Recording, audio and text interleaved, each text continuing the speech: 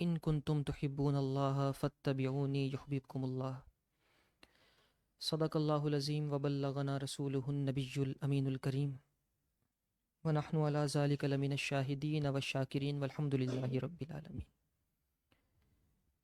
درس کا سلسلہ جاری ہے اور آج اس درس کی 5ویں نشست ہے۔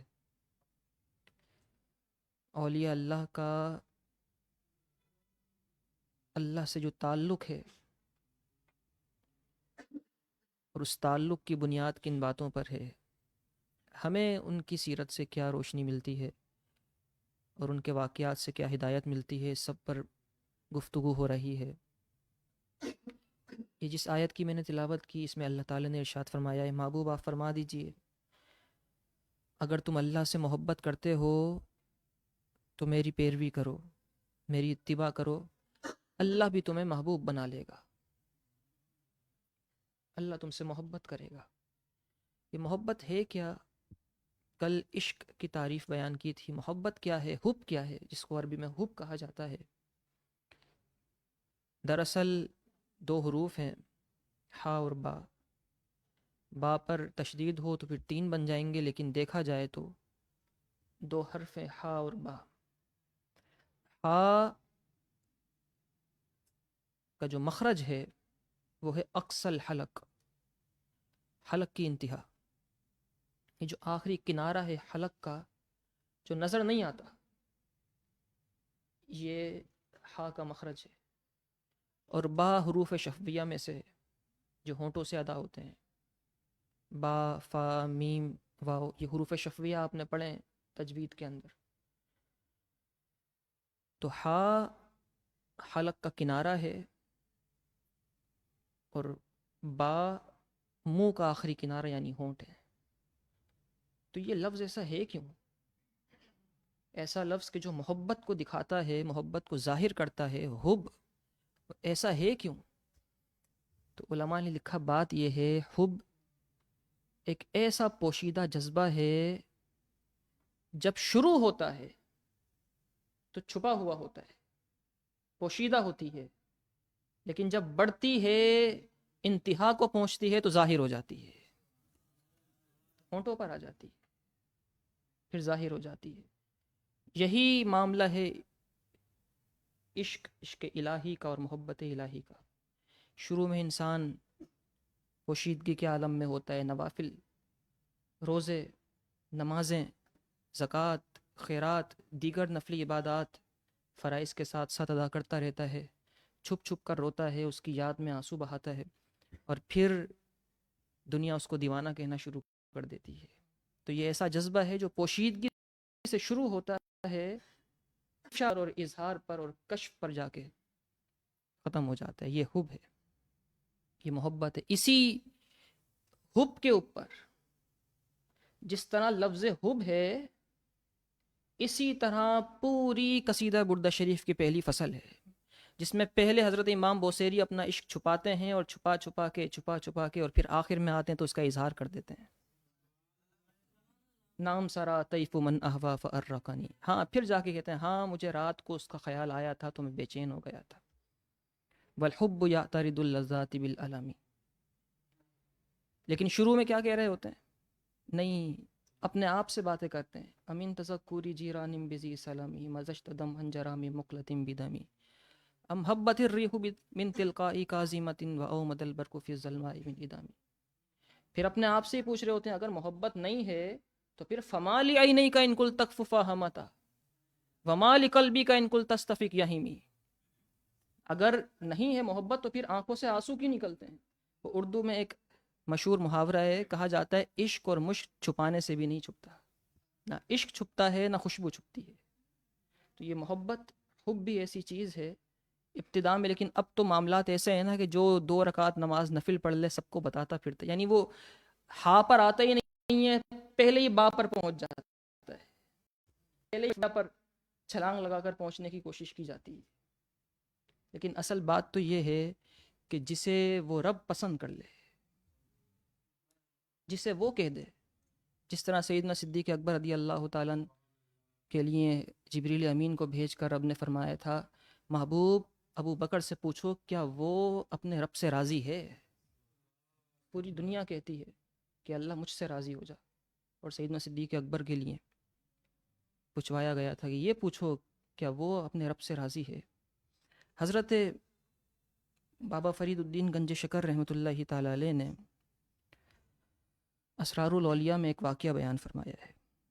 اسرار الاولیاء جو ہے وہ حضرت بابا فرید کے جو ملفوظات ہیں ان کا مجموعہ ہے۔ آپ فرماتے ہیں کہ میں دہلی میں تھا اور اپنے پیر و مرشد حضرت خواجہ بختیار کاکی قطب الدین بختیار کاکی رحمۃ اللہ تعالی علیہ کی بارگاہ میں حاضر تھا، اور ایک مجلس لگی تھی، درویش بیٹھے تھے، اور حضرت خواجہ قطب الدین بختیار کاکی رحمۃ اللہ تعالی علیہ نے وہاں ایک واقعہ بیان شروع فرمایا۔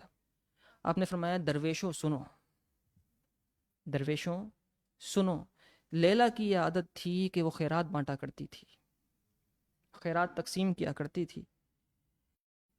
مجنوں کو کسی نے بتایا کہ خیرات بانٹ رہی ہے، اس نے پیالہ اپنا اٹھایا اور لیلا کے دروازے پہ جا کے کھڑا ہو گیا۔ قطار لگی تھی، فقراء کھڑے تھے، لیلا خیرات دیتی جا رہی تھی۔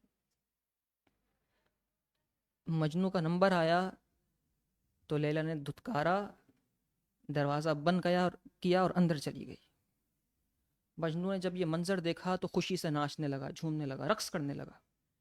تو جو فقراء تھے جو آرام سے بیٹھ کر وہ خیرات کھا رہے تھے کہنے لگے مجنوں عجیب آدمی ہے، ہمیں تو خیرات ملی ہے، ہمیں تو لنگر مل گیا ہے، ہم کھا رہے ہیں، ہم خوش ہو رہے ہیں، تو کس بات پر خوشی منا رہا؟ تجھے تو دیا ہی نہیں کچھ، بلکہ تجھے دھتکارا اور دروازہ بند کر کے اندر چلی گئی، دروازہ ہی بند کر لیا اس نے۔ تو مجنوں کہنے لگا مجھے خوشی اس بات کی ہے تم سب کو اس نے پہچانا نہیں، سب کو ایک ہی گنتی میں گنا، مجھے پہچانتی ہے تبھی تو مجھے نہیں دیا، مجھے پہچانتی ہے تبھی تو دروازہ بند کیا۔ کہنے لگا تم سب ایک طرف ہو اس کی نظر میں اس کی نظر میں ایک طرف ہوں، تم سب کا مقام ایک طرف ہے، میں ایک طرف۔ عاشق کے لیے محبوب کی بس نگاہ کافی ہوتی ہے، اس کو پیالہ بھرے ہونے اور پیالہ خالی ہونے سے پرواہ نہیں ہوتی، اس کو یہ پرواہ نہیں ہوتی کہ میرے پاس مال و زر کتنا ہے، آسائشیں کتنی ہیں، دنیا کتنی ہے، اس کو فکر اس بات کی ہوتی ہے کہ میرا رب مجھ سے راضی ہو جائے، بس میں اپنے رب کو راضی کر دوں، بس اس کی نافرمانی نہ ہو، اس کی حدود پامالی نہ ہو، اس کی حدود نہ ٹوٹیں۔ بابا فرید الدین گنج شکر رحمۃ اللہ تعالی علیہ نے اس واقعے کے بعد ایک اور واقعہ ذکر فرمایا۔ آپ نے فرمایا بنی اسرائیل کا ایک زاہد تھا، ایک عابد تھا، 70 سال اس نے اللہ کی عبادت کی۔ جب 70 سال کی عبادت مکمل ہو گئی تو اللہ تعالیٰ نے اس شخص کا جو نبی تھا، بنی اسرائیل کے اس وقت کے جو نبی تھے، انہیں وحی کی، فرمایا کہ اس آدمی کے پاس چلے جاؤ جس نے 70 سال عبادت کی ہے، اور اس کو جا کے ہمارا یہ پیغام دے دو کہ اللہ نے تیری 70 سال کی عبادت کو مسترد فرما دیا ہے، رد فرما دیا ہے، اور پھر جا کے اس کا حال دیکھو۔ وہ اللہ کے نبی اس شخص کے پاس گئے، وہ عبادت میں مشغول تھا، اس کو جا کر کہا کہ رب ذوالجلال کی طرف سے تیرے لیے حکم آیا ہے، پیغام یہ آیا ہے کہ تیری 70 سالہ عبادت اللہ تعالیٰ نے رد فرما دی ہے۔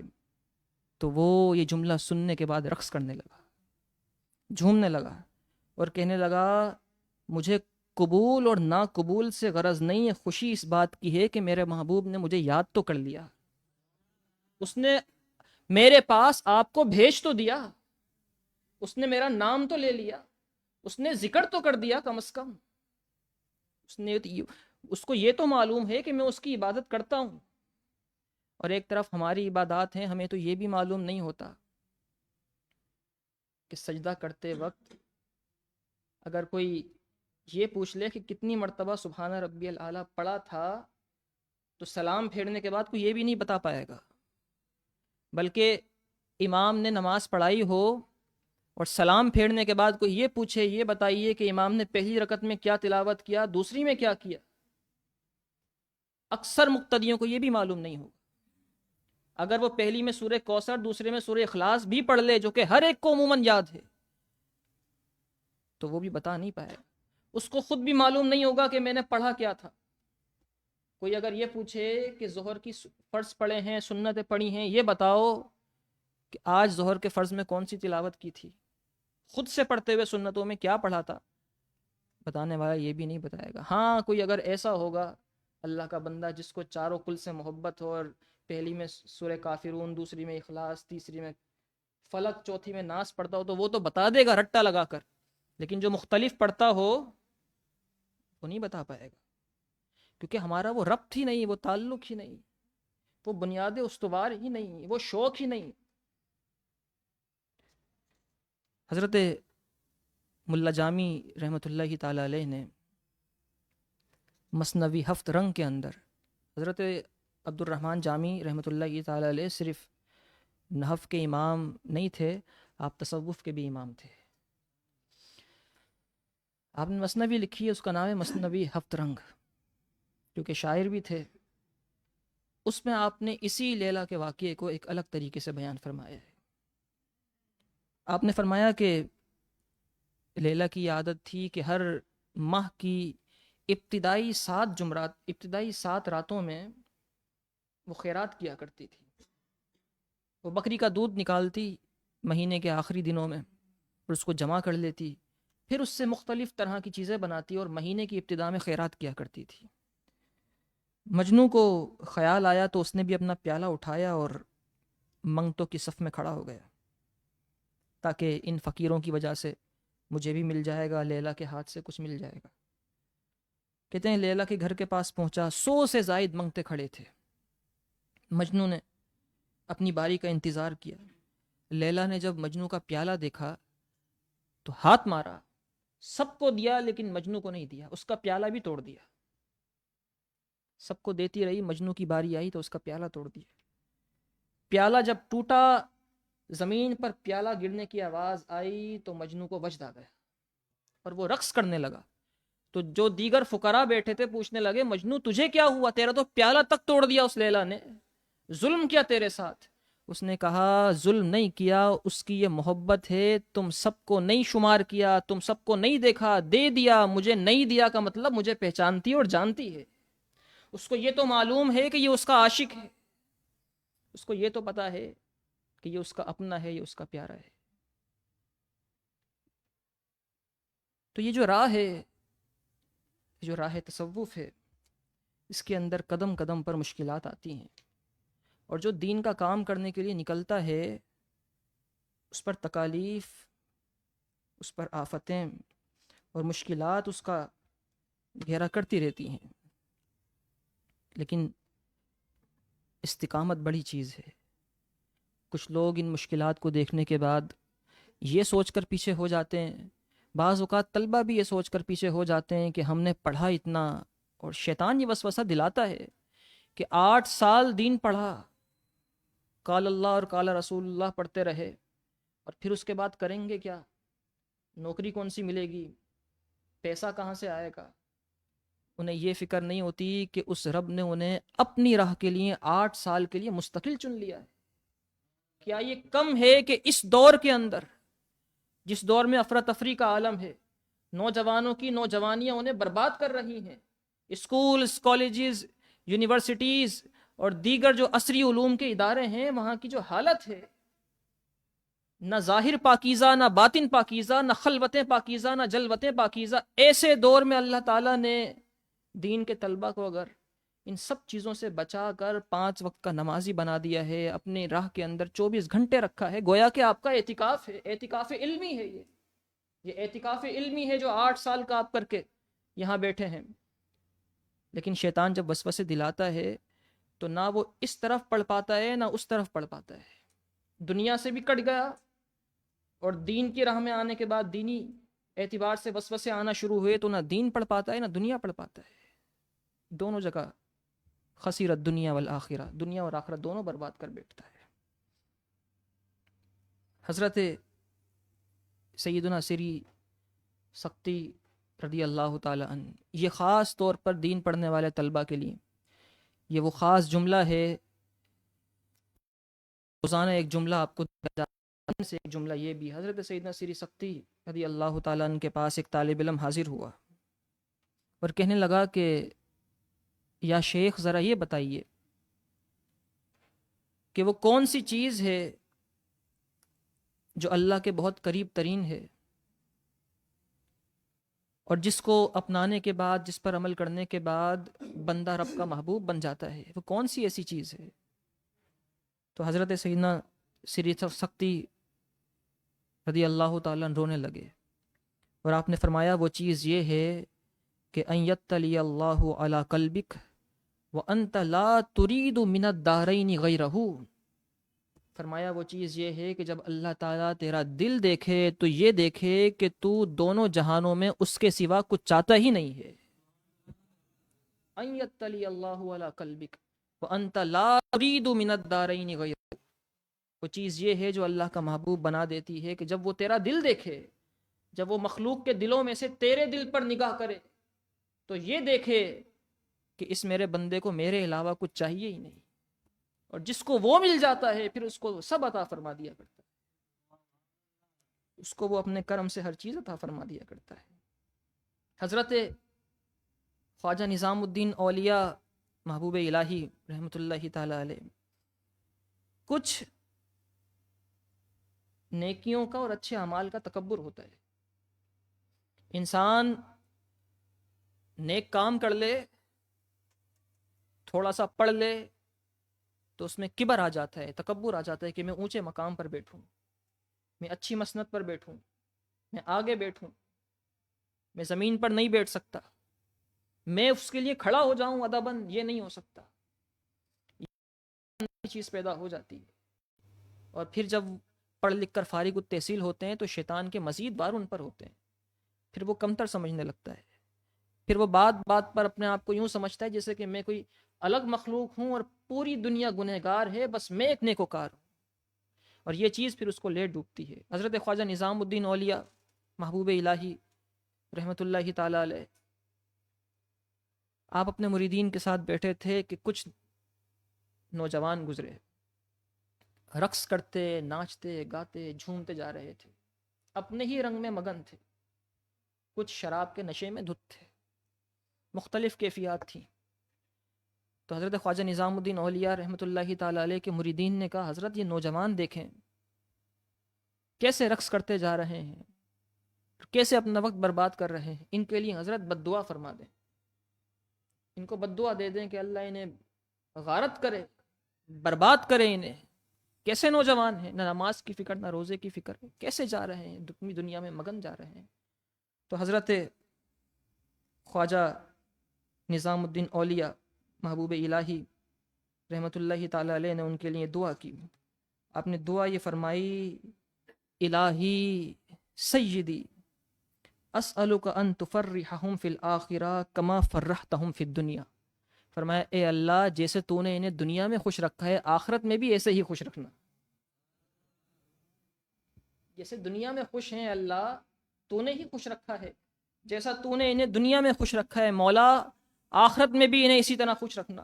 تو وہ جو مریدین تھے حیران ہو گئے، کہنے لگے حضرت ہم نے آپ سے بد دعا کے لیے عرض کیا ہے، ہم نے کہا ہے ان کو بد دعا دے دیں، ان کو بربادی کی دعا دیں، دعائے جلال کر دیں ان کے لیے، آپ ان کو دعا دے رہے ہیں کہ انہیں آخرت میں بھی خوش رکھ، دنیا میں بھی تو نے جس طرح خوش رکھا ہے۔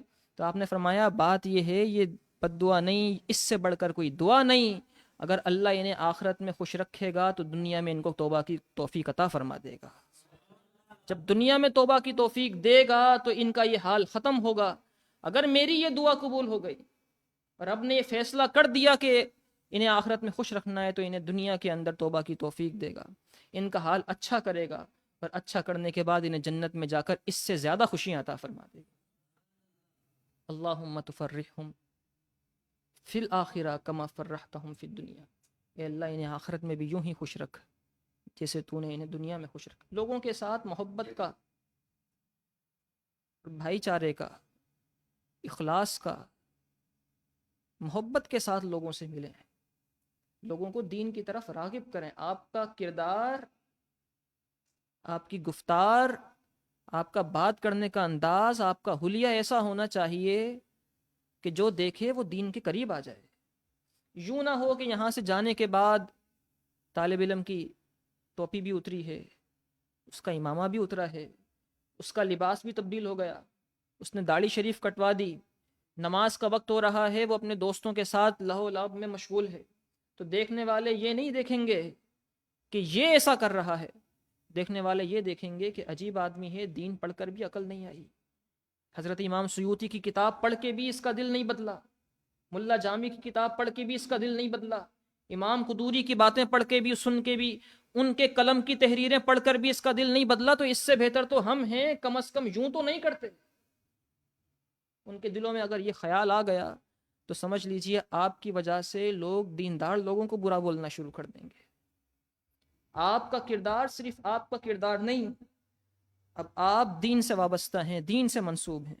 حضرت محمد بن سماک رحمۃ اللہ تعالی علیہ روایت کرتے ہیں، فرماتے ہیں کہ بنو امیہ کا ایک شہزادہ تھا، جس کے دل پر چوٹ لگنی ہوتی ہے نا، جس کے دل پر اثر ہونا ہوتا ہے، اس کے لیے ایک جملہ کافی ہے، اس کے لیے ایک جملہ کافی ہے، اور جس کے دل پر زنگ کی تہیں ہیں، تہ درتے ہیں، اس کو چاہے جتنا سمجھا لیا جائے، کچھ وقتوں کے لیے آنکھوں میں آنسو آئیں گے اور پھر اسی اپنی ڈگر پہ چلنا شروع کر دے گا، پھر اسی گناہوں والی زندگی میں مبتلا ہو جائے گا۔ حضرت محمد بن سماک روایت کرتے ہیں، آپ فرماتے ہیں بنو امیہ کا ایک شہزادہ تھا، بہت عیاش تھا، مال و زر کی کمی نہیں تھی اس کے پاس، ہر وقت گناہوں میں مست رہا کرتا تھا، لاکھوں دینار آمدنی آیا کرتی تھی، اور سیدھا راستہ بھلا بیٹھا تھا۔ ایک دن رات کا وقت تھا، اپنے کمرے میں سرور کی مجلس اور محفل سجا کر بیٹھا تھا، شراب بھی موجود تھی، سارا گناہوں کا سامان موجود تھا۔ اچانک سے ہوا آئی، کھڑکی کھلی، اور کھڑکی کھلی تو سامنے ایک مسجد تھی، مسجد سے کسی شخص کے روتے ہوئے قرآن کی تلاوت کرنے کی آواز آنے لگی۔ بس وہ آواز آنی تھی مچل گیا، بےتاب ہو گیا۔ اس نے اپنے خادموں سے کہا کہ جاؤ، یہ جو شخص ہے قرآن پڑھ رہا ہے، اس کو بلا کر لاؤ۔ خادمین گئے اور جا کر اس کو کہا کہ تمہیں شہزادہ بلا رہا ہے۔ اس نے کہا میں نہیں آؤں گا، قرآن پڑھ رہا ہوں۔ خادمین آ گئے، اس نے کہا اسے اٹھا کر لے آؤ۔ اسے اٹھا کر لائے اور اس سے کہا شہزادے نے، یہ بتا تو جو پڑھ رہا تھا وہ ہمیں سنائے گا؟ تو اس شخص نے کہا سنا دوں گا، مگر شرط یہ ہے یہ سارا سامان، یہ سارے اسباب سامنے سے ہٹا دو، یہ شراب ہٹا دو سامنے سے۔ جو پاک کلام میں پڑھ رہا ہوں وہ پاک کلام یوں ان چیزوں کے سامنے رکھ کر نہیں پڑھا جاتا، یہ سب ہٹا دو۔ شہزادے نے اشارہ کیا، سارا سامان ہٹایا گیا، گناہوں کا سامان ایک طرف کر دیا گیا۔ اب اس قاری نے جو مسجد میں بیٹھ کر رو کر قرآن پڑھ رہا تھا، اس نے پڑھنا شروع کیا، اس نے قرآن کی تلاوت کی، اس نے پڑھا ان الابرار لفی نعیم علی الارائک ینظرون تعرف فی وجوہہم نضرۃ النعیم یسقون من رحیق مختوم ختامہ مسک وفی ذلک فلیتنافس المتنافسون۔ اس نے اہل جنت کے یہ احوال بیان شروع کرنے لگے تو وہ زمین پر یوں تڑپنے لگا جس طرح مچھلی تڑپا کرتی ہے۔